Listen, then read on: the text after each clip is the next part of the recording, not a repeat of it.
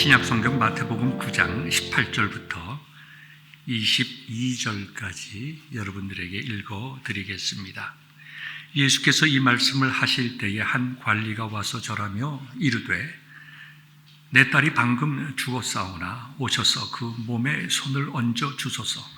그러면 살아나겠나이다 하니 예수께서 일어나 따라가시매 제자들도 가더니 12해 동안이나 혈루증으로 앓는 여자가 예수의 뒤로 와서 그 겉옷가를 만지니 이는 제 마음에 그 겉옷만 만져도 구원을 받겠다 함이라. 예수께서 돌이켜 그를 보시며 이르시되 딸아 안심하라. 내 믿음이 너를 구원하였다 하시니 여자가 그 즉시 구원을 받으니라. 하나님의 말씀입니다. 대한민국에 가면 서울에 총신대학이라고 하는 좋은 신학교가 있습니다. 저희 교단하고도 신학적인 입장이 같고 시스터 디나미네이션과 같이 많은 교류가 이루어지고 있는 좋은 신학교입니다. 오래전에 그 신학교에 최남진 목사님이 계셨습니다. 신학교 교수님이시죠. 한 분은 이분이 기차를 타고 고향으로 내려가고 있었습니다. 여러분 잘 아시다시피 옛날에는 기차가 다 이렇게 서로 마주보고 앉았습니다. 기차를 타면 특별히 그 영무원들이 계란도 팔고 한 것들 여러분 다 기억하실 겁니다. 앉아서 한참 가고 있는데 앞에 앉은 청년이 책을 한 권 꺼내서 읽고 있습니다. 아주 열심히 읽고 연필로 밑줄을 그어가면서 아주 열심히 읽습니다. 그러니까 이 목사님께서 호기심이 생겼어요. 무슨 책이 이게 저렇게 재미있고 열심히 읽는가. 그런데 보니까 그것이 본인이 쓰신 책이에요. 차남진 교수님이 쓰신 책이에요. 호기심이 생겼습니다. 그래서 잠시 기다렸다가 그 청년이 책을 덮었을 때에 이제 대화가 시작이 되는 거죠. 무슨 책을 보십니까? 이 책이요? 이 책. 최남진 목사님이 쓴 총신대학의 최남진 교수님이 쓰신 책인데 굉장히 좋습니다. 신학생입니까? 예, 신학생입니다. 하면서 얘기가 시작됩니다. 하면서 그 책에 대해서 굉장히 열심히 칭찬도 하고 좋아합니다. 물어봅니다. 최남진 목사님에 대해서 잘 알고 있는 모양이군요.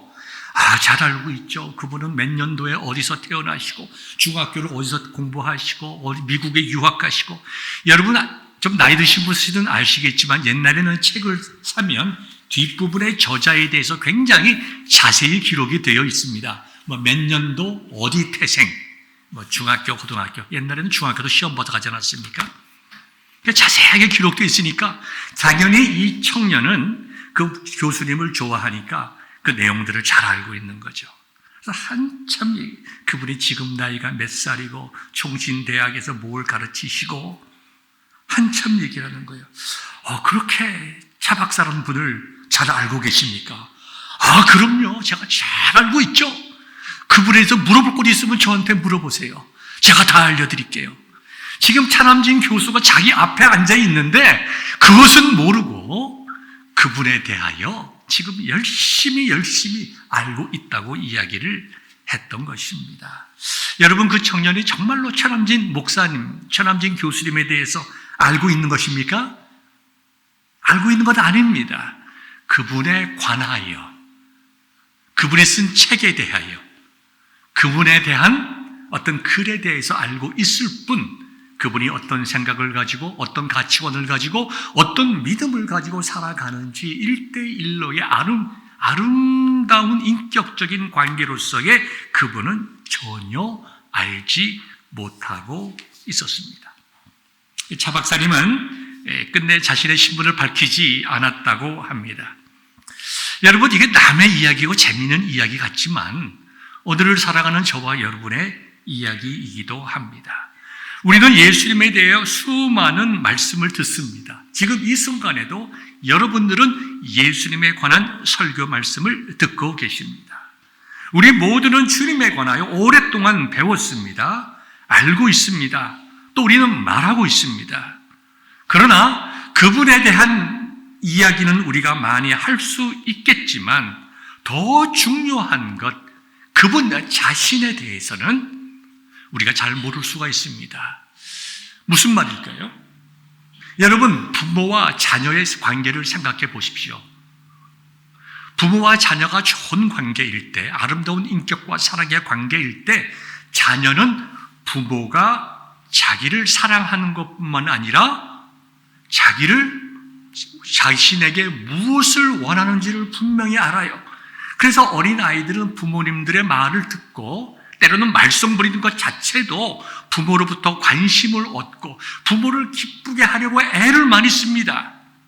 여러분들, 우리가 자라면서 다 부모님 마음 기쁘게 하기를 원했지, 우리가 근본적으로 우리의 마음속에 내가 부모님을 괴롭히고 거역하고 대적하겠다 이런 분들이 있습니까? 아무리 사이가 겉으로 나빠도 모든 자녀들은 근본적으로 부모로부터 사랑받고 인정받고 싶어하고, 모든 자녀는 부모를 사랑하고 그 사랑하는 마음이 전달되기를 원하는 것입니다. 그래서 부모와 자녀의 관계는 친구의 관계와 다르고 이웃과의 관계와 다른 것입니다. 참된 사랑과 인격으로 서로 아는 관계입니다. 예를 들어 봅시다. 여러분들이 자녀를 길러서 자녀가 다 성장했습니다. 그런데 여러분의 자녀가 와서 여러분에게 엄마 아빠가 어떤 사람인지 잘 모르겠어, 이것만큼 황당한 일이 어디 있겠습니까? 또 부모가 자녀를 보면서 내가 어떤 아이인지 잘 모르겠구나, 이것만큼 불편하고 어렵고 힘든 관계가 어디 있습니까? 여러분에게 질문합니다. 우리 모두는 예수님에 대해서 잘 알고 있지만, 때로는 가르치지만, 정말 저와 여러분들이 예수님을 만나서 그분이 나를 이만큼 사랑하고 그분이 나로 하여금 이러한 삶을 살아가길 원하고 지금 이 순간에도 나와 함께 하시면서 내가 정말 하나님 보시기에, 주님 보시기에 귀하고 아름다운 인생을 살아가기 원하는 것을 날마다 느끼고 계십니까? 오늘 본문의 말씀은 바로 이와 같은 이야기입니다. 예수님에 관하여 아는 사람과 진실로 예수님을 만난 사람이 어떻게 다른지 우리에게 보여주고 있습니다. 여러분이 잘 아시는 대로 예수님의 사역은 섬김의 사역이었습니다. 우리를 섬기시기 위해서 하나님께서 인간이 되셨습니다. 그리고 우리를 하나님의 나라로 인도하시기 위해서 하나님의 나라를 우리에게 가르치시고, 예수님만이 하나님의 나라로 갈 수 있는 유일한 길이요 진리요 생명이심을 선포하셨습니다. 그뿐만 아니라 어렵고 힘든 인생길이지만 하나님 나라에서 누릴 평안과 기쁨, 행복과 즐거움을 이 땅에서도 맛보게 하시고 하나님 나라의 확장을 선포하시기 위해서 귀신들을 내어 쫓으셨습니다. 예수님께서 병자들을 고치면서 죄사함을 선포하셨습니다. 이것은 단순한 워딩이 아니라 예수님께서 죄를 사하시는 권세, 예수님께서 하나님이심을 선포하시는 것입니다. 예수님께서는 부활이요 생명 되심을 증명하기 위하여 죽은 자를 살리셨습니다. 귀신을 내어 쫓음으로 하나님 나라가 이미 이 땅에 임했고 그 하나님의 나라가 확장되어 감을 보여주셨습니다. 구약에서 하나님께서 우리에게 주신 귀한 언약의 말씀, 나는 너희의 하나님이여 너희는 나의 백성이 되리라. 내가 너희들에게 메시아를 보내어 너희들을 구원하리라고 한 그 하나님의 언약을 성취하시고 완성해 나가시는 예수님의 모습이 3년 동안 공생의 기간 동안에 나와 있습니다. 오늘의 본문 속으로 들어가 볼까요? 우리가 9장을 보면 예수님께서 귀신 들린 자를 고치셨습니다. 그리고 죄사함도 선포하심으로 서기관들과 많은 논쟁이 있었습니다. 죄를 사하실 분은 오직 하나님밖에 없으신데 어떻게 이 청년이 사람의 죄를 사한다고 하느냐? 예수님의 하나님 되심을 깨닫지 못한 종교 지도자들과의 논쟁이 있었습니다. 그뿐만 아니라 이 사건이 일어나기 바로 전에 예수님께서 걸어서 지방에 가셔가지고 군대의 귀신 들린 자를 고쳐주셨습니다. 그리고 그 귀신들을 돼지떼에 들어가도록 허락하셨습니다. 그 돼지떼가 2,000마리쯤 되는 그 돼지떼들이 다 언덕을 내려 달려서 다 바다에 빠져 죽었습니다. 이게 얼마나 놀라운 사건입니까? 한 동네에서 2,000마리의 돼지가 하루아침에 스스로 바닷속에 들어다 죽고 말았어요. 누구 때문에? 한 청년 때문에. 모든 사람들이 놀랐어요. 쇠사슬로 묶어놔도 그걸 다 풀고 그 귀신 들려가지고 힘들어하는 그 사람을 하나님 예수님께서 온전케 하셨다. 그러다 보니까 모든 사람들이 예수님께로 나와서 지금 주위에 예수님이 가득 있었습니다. 사람들이 예수님 주위에 가득 있었습니다. 그러던 중에 회당장 중에 한 사람인 야이로가 예수님께로 나왔습니다. 나와서 예수님, 지금 내 딸이 죽어가고 있습니다. 내 딸을 좀 고쳐주세요. 그래서 예수님께서 야이로와 함께 이제 길을 가고 계셨습니다. 길을 가시던 중에 야이로의 집에서 사람이 왔습니다. 사람이 와서 딸이 방금 죽었다. 예수님이 도착하기도 전에 딸이 죽었다라는 이야기를 합니다. 그런데 이 야이로가 굉장히 중요한 고백을 합니다. 예수님께 절하며 이르되 내 딸이 방금 죽었사오나 오셔서 그 몸에 손을 얹어 주소서. 그러면 살아나겠나이다. 참 놀라운 일 아닙니까? 예수님께서는요, 그의 공생애 중에 3사람의 죽은 자들을 살려내셨어요. 예수님께서 수많은 사람들을 다 살리실 수 있는 권세가 있으시지만 상징적으로 예수님께서 죽으시고 부활하시는 것을 그와 같은 권세와 능력이 있음을 나타내시기 위해서 3사람을 대표적으로 살리셨어요. 그리고 예수님께서 수많은 이적과 기적을 베푸시면서 그걸 퍼블릭하게 막 강조하지 않으셨어요. 그것이 예수님의 근본적인 사역이 아니셨기 때문입니다. 그런데요, 그 3명의 죽은 자가 살아난 사건 중에 첫 번째가 바로 이 야이로의 딸이 살아난 것입니다. 그러니까 아직까지는 예수님께서 죽은 자를 살리신 적이 없는 거예요. 그런데 얼마나 사람들이 관심이 있겠습니까? 와, 귀신을 쫓아내시고 돼지 2,000명을 몰살시킨 이 청년이 정말 죽은 자를 살릴 수 있을까? 한번 우리 구경 가보자 라고 하면서 사람들이 와글와글 모이면서 예수님과 함께 길을 가고 있었습니다. 마가복음 5장 4절을 보면 야이로의 집에 가는 동안 큰 무리가 따라가며 애워싸며 서로 밀고 땡기고 했다는 것입니다. 이 상황 속에서 오늘 한 여인이 등장합니다. 이 여인에 관한 이야기는 마태, 마가, 누가, 공관복음이라고 그러죠. 이 세 복음서에 다 나와 있는데요. 이 세 복음서에 나와 있는 이날의 사건을 우리가 종합적으로 정리해 보면요.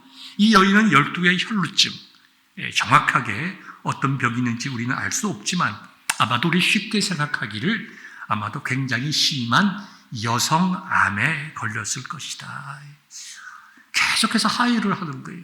그 얼마나 힘이 들겠어요. 얼마나 고통스럽겠어요. 한 해도 아니고 두 해도 아니고 12년 동안 혈루증을 앓고 있었다. 이 여인이 12년을 앓고 있다는 것을 구체적으로 연한을 밝힌 것은 특별히 이 여인이 그동안 그만큼 오랫동안 고난을 받고 있었다. 마가복음을 보면요, 많은 의사에게 많은 괴로움을 받았고 얼마나 힘들었겠어요. 그 당시에도 산파를 빼고 나면 다 의사들이 남자들이었습니다. 여성이 여성병을 가지고 남자에게 가서 자기의 모습을 보인다고 하는 것은 참 어렵고 힘든 일입니다. 제가 볼티모어 베델교회 부목사로 있었을 때요, 한 집사님이 저에게 성경 공부 시간에 이런 얘기를 했습니다. 자신이 다니는 산부인과 병원이 있었는데 자기가 이 교회에 나와 보니까 이 교회의 장로님이 되는 거예요. 이제는 매주 만나야 되는 거예요. 그래서 산부인과 병원, 부인과 병원을 옮겼다고 하는 얘기를 제가 들은 적이 있습니다. 여러분, 그 쉬운 일이 아니죠. 산부인과 의사를 매주 주일날 만난다고 하는 것은 어려운 일입니다. 그때 그분이 거의 한 40대 후반의 나이였습니다. 그뿐만 아니라 가진 것도 다 허비하였고 아무 효용도 없었고 도리어 더 중해졌다. 아마도 무슨 이렇게 암의 말기 정도가 돼서 계속적으로 하해를 했던 것 같아요. 마태복음 우리가 9장 20절을 보면 예수의 소문을 듣고 무리 가운데 끼어 뒤로 와서 예수님의 겉옷가를 만졌다. 이 겉옷가를 만졌다. 왜 만졌을까요? 그 마음에 그 겉옷만 만져도 구원을 받을 수 있을 것이다 라고 하는 믿음이 그 속에 있었다는 것입니다. 그래서 예수님의 옷가에 손을 대니까 예수님의 옷에 손을 대는 그 순간 혈루증이 즉시 그쳤더라. 누가복음 8장 44절에 기록되어 있습니다. 예수님께서 그걸 아셨어요. 내게 손을 댄 자가 누구냐? 예수님께서 모르셨겠어요? 그러나 이 말씀을 하신 것은 그 여인을 이제 밝혀서 그 여인으로 하여금 치유받았다는 것을 선포하시고 많은 사람들 앞에서 하나님의 영광을 드러내기 위함이죠.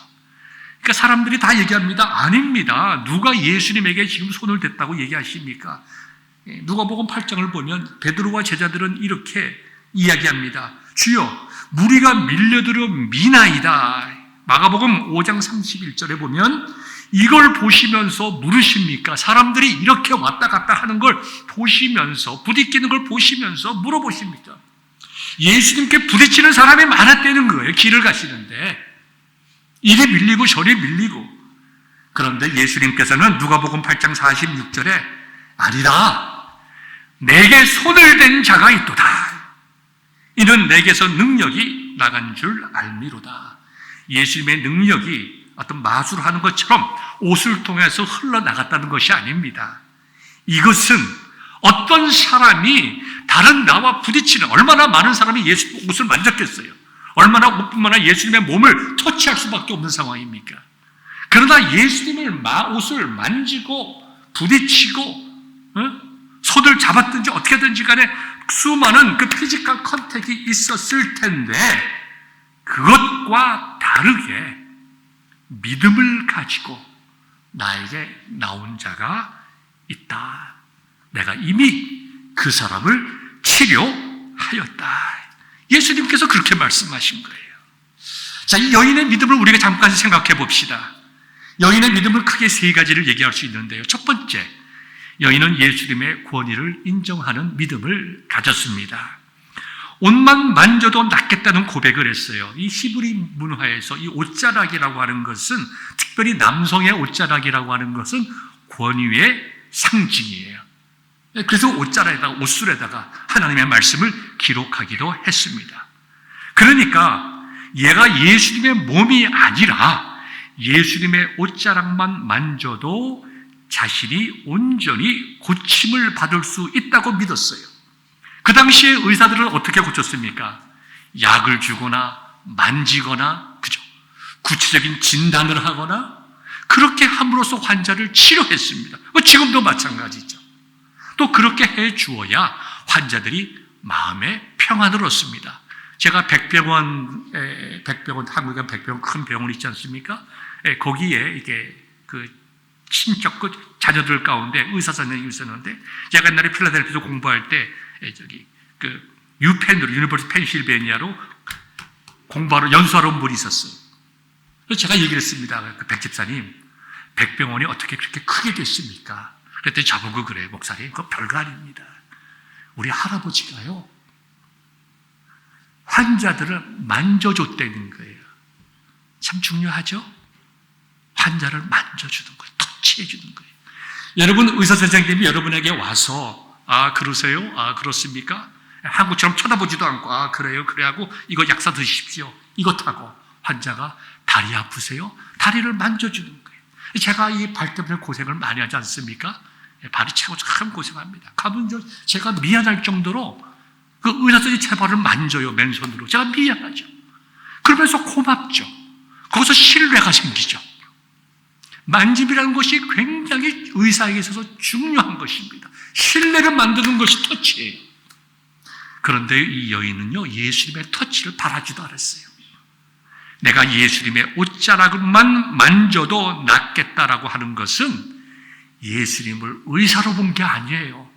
병을 치료해 주는 그런 치유사가 아니라 하나님의 능력을 가지시고 내가 그 권위에 순종하여 믿음으로 나아가면 예수님께서 나를 치유할 수 있는 하나님의 권세와 능력을 가진 분으로 믿었다는 거예요.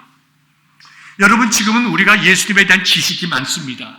우리가 삼위일체도 알고 있고요. 예수님께서 어떻게 오시고 무엇을 위해 오시고 어떻게 십자가상에서 돌아가시고 마지막 하신 말씀이 무엇이고 어떻게 부활하시고 그때의 그 예수님의 그 3년 동안의 공생의 기간 동안에 지금 우리와 같은 믿음이 있었을까요? 그분들이? 그런 지식이 있었을까요? 지식이 없지요. 그러나 예수님을 바라보고 따르는 자들의 마음속에 예수님의 신적인 권위를 인정하는 것 자체가 구원을 받기에 합당한 믿음 아니에요. 지금처럼 예수님과 나를 위해서 십자가에 돌아가시고 여러 가지 신학적인 이유와 관계를 대해서 알아야 구원받습니까? 아니죠. 예수 그리스도의 십자가의 은혜를 그들이 깨닫지 못한 순간이지만 예수님께서 십자가에 돌아가시기도 전이지만 예수님께 대한 믿음으로 말미암아 그들이 구원을 받은 것 아니에요. 이 여인은 구원을 받기에 충분한 믿음을 가지고 있었다는 것입니다. 또한 예수님을 향한 인격적인 신뢰와 믿음이 있었습니다. 예수님은 나를 버리지 않을 것이다. 12년 동안 혈루증을 앓았다고 하는 것은 사회적으로 이미 부정한 자입니다. 율법적으로 사람들과 접촉하면 안 되는 사람이었어요. 성전에 들어갈 수도 없을 뿐만 아니라 정신적으로, 정서적으로, 감정적으로, 경제적으로 고립된 자입니다. 누구도 그 사람과 가까이 있고 싶어 하지를 않는 외로운 사람이지만 자기가 예수님 앞에 나가면 예수님께서는 나를 외면하지 아니하시고 나를 피하지 아니하시고 나를 꺼려하지 아니하시고 나를 정죄하지 아니하시고 얼마나 죄를 많이 지었으면 12년 동안 저렇게 고생하냐 손가락질하지 아니하시고 나에게 은혜를 베풀어 주실 분이시다. 나로 하여금 새롭게 하시고 나로 하여금 성전에 가서 하나님께 찬양할 수 있게 하실 분이시다. 본문에 그와 같은 자세한 말씀은 없지만 이 상황 속에서 우리는 충분히 그렇게 생각할 수가 있습니다. 예수님에 대한 참 인격적인 믿음이 있었습니다. 이와 같이 예수님의 권위와 인격적인 신뢰가 이 여인으로 하여금 예수님께 나가게 한 것이지 병 자체가 예수님께 나가게 한 것은 아니다. 여러분, 그 당시에 병든 사람이 한두 명이었겠어요? 여성병 들은 사람이 한두 명이었겠습니까? 그때는 몰랐겠지만 그때도 암 환자들이 많이 있지 않았겠어요? 모든 환자들이 다 예수님께 나갔습니까? 아닙니다. 병 고침도 중요하지만 하나님 예수님께 대한 근본적인 믿음이 있는 자들이 예수님에 대한 믿음으로 자신의 병이 고침받을 수 있다는 마음으로 나가게 되었다는 것입니다. 예수님께서는 그 여인을 보시면서 따라 그랬어요. 따라. 이 따라라는 말의 원어적인 의미는 아빠가 얘기하는 거야. 얘야, 헬로 도터. 이게 아버지와 아들의 관계죠. 한 남자와 여자의 관계. 치료자와 치료받는 사람의 관계가 아니라 이미 하나님 나라의 백성으로 받아주신 거예요. 따라. 이게 얼마나 참 아름다운 말입니까? 참 우리가 듣고 싶어하는 말이잖아요. 얘야, 내 믿음이 너를 구원하였다 그러셨어요. 네가 만짐으로, 내 옷자락을 만짐으로 고쳐졌다라고 얘기하지 않았다는 얘기예요. 내 믿음이 너를 구원하였다. 우리가 여기서 이 구원이란 말을 굉장히 포괄적으로 이해를 하여야 합니다. 첫 번째로는 이 여인의 병에 고침을 받았다는 것이죠. 그뿐만 아니라 예수님과의 인격적인 만남이 이루어지면서 그가 하나님의 백성으로서의 받아들여진 거죠. 예수님에게 자녀로 받아들여진 거예요. 그게 뭡니까? 하나님의 자녀가 된 것, 예수님의 딸이 된 것이 뭐예요? 그게 구원받은 것 아닙니까? 이게 구원받은 거예요. 여러분, 잠시 우리가 생각해 봅시다. 예수님은 이 땅에 오셔서 우리를 섬기셨습니다. 생명 주시기까지 섬기셨고, 그 예수님의 권세, 그 예수님의 인격, 그 예수님의 마음을 믿는 자들이 구원받는 거예요. 예수님께서도 내 믿음이 행위로 보지 않으셨어요. 믿음이 너를 구원했다라고 말씀하셨습니다. 여러분, 그날의 현장 속으로 들어가 봅시다. 얼마나 많은 사람들이 기대를 가졌겠어요. 와, 예수님이 정말 야이로의 죽은 딸을 살릴 것인가 말 것인가, 우리 한번 내기 한번 해볼까? 와작지껄하며 밀고 땡기며 그러한 순간에 수많은 사람들이 예수님의 몸도 접촉하고 얼굴도 보고 악수도 했을 것이고 만졌을 것이고 했지만, 예수님에 관한 이야기를 많이 들은 그 사람들 중에서가 아니라 12년 동안 고통당한 이 여인, 얼마나 몸이 약했겠어요. 그럼에도 그 사람들을 뚫고 그 뒤로 가서 예수님의 옷자락을 만지는 그 의지, 내가 살아야 되겠다, 내가 주님 만나야 되겠다, 내가 새로운 인생 살아야 되겠다. 그날에 주님을 만난 사람은 이 여인과 야이로예요. 야이로 역시 예수님께서 손만 대주시면 내 딸이 살 것입니다. 죽었지만 살 것입니다. 예수님께서 죽은 자를 살릴 수 있는 그러한 분이라고 하는 믿음이 있었기에 죽은 딸이 있는 집으로 예수님을 모시고 가는 것 아니에요. 믿음이 먼저입니다. 여러분, 오늘 여러분들에게 몇 가지 질문을 하려고 합니다. 여러분들은 예수님을 정말 만난 적이 있습니까? 예수님에 관하여 수많은 말을 들었지만 그것뿐만 아니라 정말 예수님을 만나셨습니까? 저는 예수님을 만나면 반드시 몇 가지가 바뀐다고 믿습니다. 이것이 또 성경적이에요. 예수님을 만나면요, 인생의 삶의 이유와 목적이 반드시 바뀝니다. 내가 왜 사는가가 반드시 바뀌어요. 내가 무엇을 위하여 살아가는가가 반드시 바뀝니다. 어떻게 바뀌나요?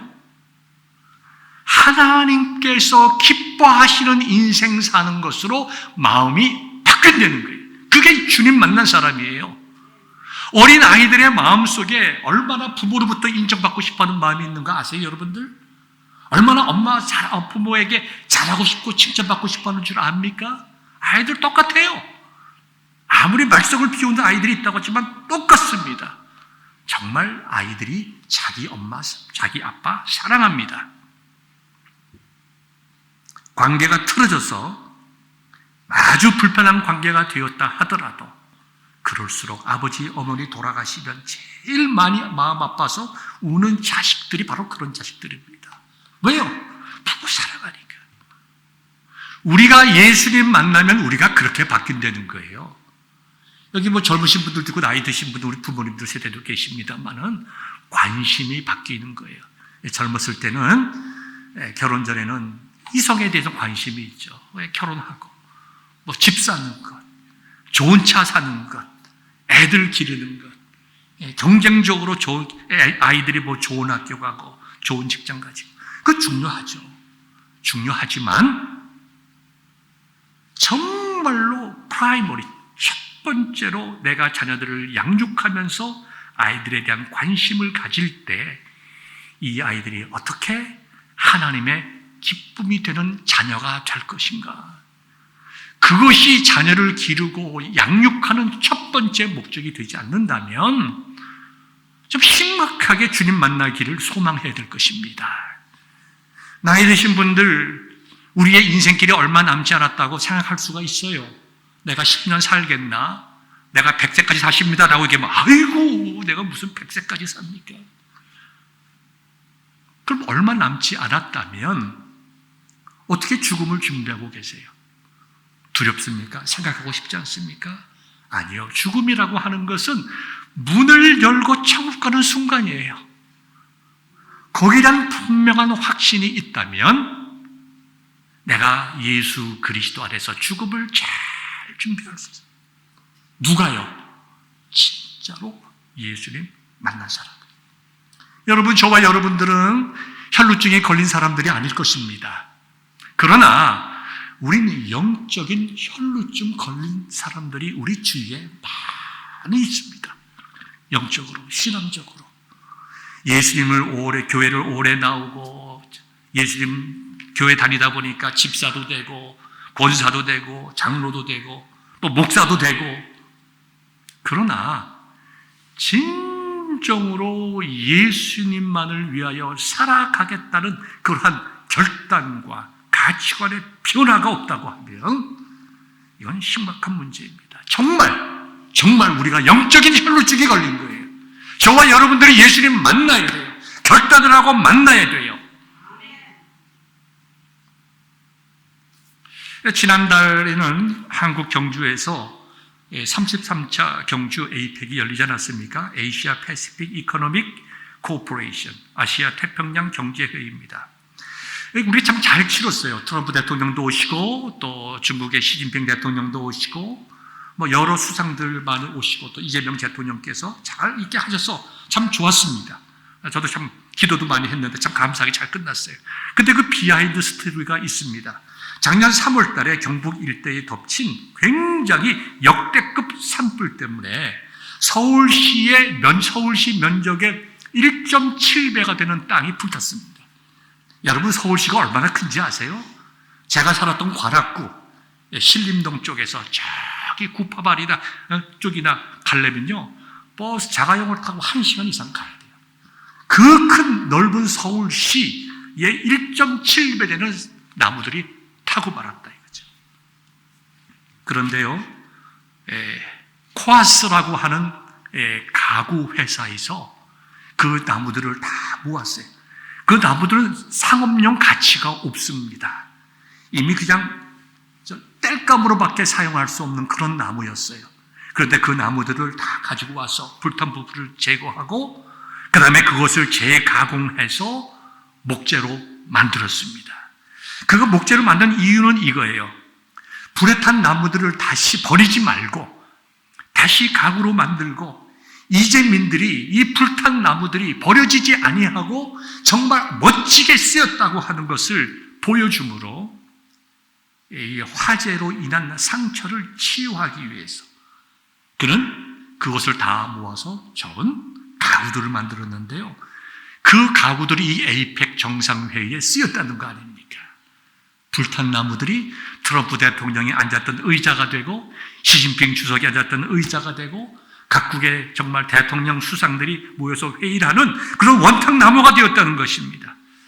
한 사람에 의해서 이 코아스라고 하는 가구 회사의 한 사람의 생각과 정말 무엇이 중요한가, 사람들의 마음속에 경제적인 것을 떠나서 참으로 가치와 위로와 소망이 되는 일이 무엇인가, 그 불탄 나무들을 가지고 새롭게 가구를 탄생시켰다.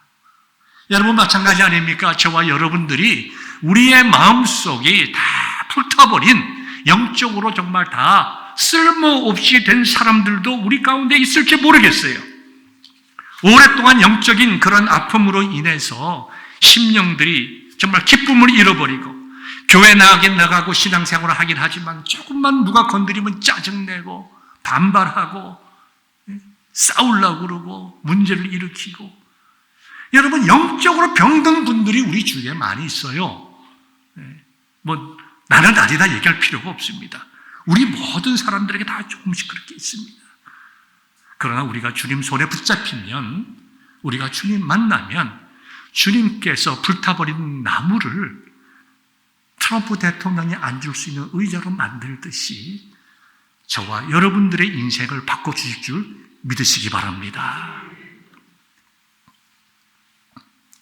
어떻게 할까요? 저는 여러분들에게 이렇게 말씀드리고 싶습니다. 정말 그것을 소망한다면, 여러분들이 주님 만나기를 원한다면 예수님께서 페예트빌에 오시기를 기다리지 말고 말씀 속으로 들어갈 수 있기를 바랍니다. 말씀이 예수 그리스도이십니다. 그리고 그 말씀을 읽고 묵상하시길 바라요. 여러분들에게 설교도 중요합니다. 여러분들이 유튜브를 통해서 유명한 목사님들 설교 듣는 것 참 귀하고 아름다운 일이고 가치 있는 일이지만, 저는 여러분들에게 꼭 말씀드리고 싶으세요. 여러분들이 직접 말씀을 읽어야 합니다. 여러분들이 말씀을 읽어야 돼요. 그리고 기도하세요. 주님, 내가 오늘 말씀을 읽습니다. 어두운 내 영혼을 밝혀주옵소서. 그리고 말씀을 읽은 다음에는 기도하세요. 내가 이 말씀대로 살아갈 수 있도록 은혜를 베풀어 주옵소서. 우리 인생에 여러 가지 어려운 일들이 있을 때에 여러분들이 말씀을 붙잡고 묵상하는 것이 굉장히 중요합니다. 여러분이 잘 아시는 시편 62편이 있잖아요. 나의 영혼이 잠잠히 하나님만 바라며 나의 구원이 그에게서 나오는도다. 오직 그만이 나의 반석이시오 나의 구원이시오 나의 요새이시니 내가 크게 흔들리지 아니하리로다. 내 인생이 흔들리고 고통 가운데 있을 때에 사람 찾아가지 말고 하나님의 말씀을 묵상하세요. 하나님의 말씀을 묵상하는 거예요. 찬양하는 거예요. 그리고 그 말씀 붙잡고 기도하면 성령님께서 우리들에게 예수 그리스도를 보여주세요. 그것이 여러분이 예수님을 인격적으로 만나는 거예요. 그 만남이 있을 때에 여러분의 문제가 해결될 뿐만 아니라 다시 한번 내 영혼이 소송케 되어서 하나님의 백성답게 살아갈 수 있는 힘을 얻는 거예요. 이 시대에 12년 동안 혈루증 걸린 자가 바로 나다라고 하는 인식을 가지고 참된 믿음으로 주님께 나가서 치유받고 정말 찬양하며 하나님께로 나아가는 백성들 될 수 있기를 우리 주님의 이름으로 축복합니다.